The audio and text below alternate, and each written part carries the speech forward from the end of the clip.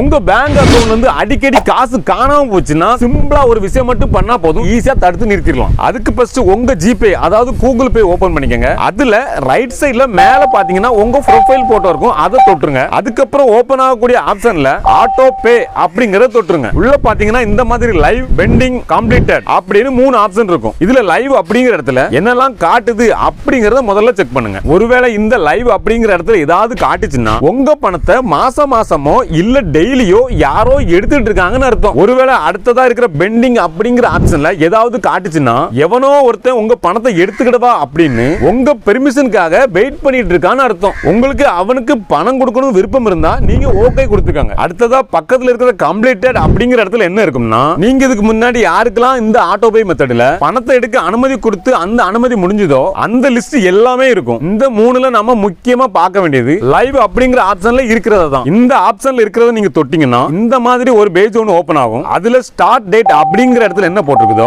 அதுதான் உங்க அக்கவுண்ட்ல இருந்து அவங்க பணம் எடுக்க ஆரம்பிச்ச நாள். அதுக்கப்புறம் கீழே இருக்கிற டிரான்சாக்ஷன் அப்படிங்கறத தூக்கி விட்டீங்கன்னா இதுவரைக்கும் அவங்க எந்தெந்த தேதியில உங்க அக்கவுண்ட்ல இருந்து எவ்வளவு பணம் எடுத்திருக்காங்க அப்படிங்கறத கரெக்டா காட்டிடும். அதுக்கப்புறம் மேல இருக்கிற எண்ட் டேட் அப்படிங்கிற இடத்துல எந்த தேதி போட்டிருக்கோ அந்த தேதி வரைக்கும் உங்க அக்கவுண்ட்ல இருந்து பணத்தை எடுக்கிறதுக்கு அவங்களுக்கு அனுமதி இருக்கு. இப்போ ஸ்கிரீன்ல தெரியுறத பாத்தீங்கன்னா கிட்டத்தட்ட டிசம்பர் 2034 வரைக்கும் அனுமதி கொடுத்து வச்சிருக்காரு.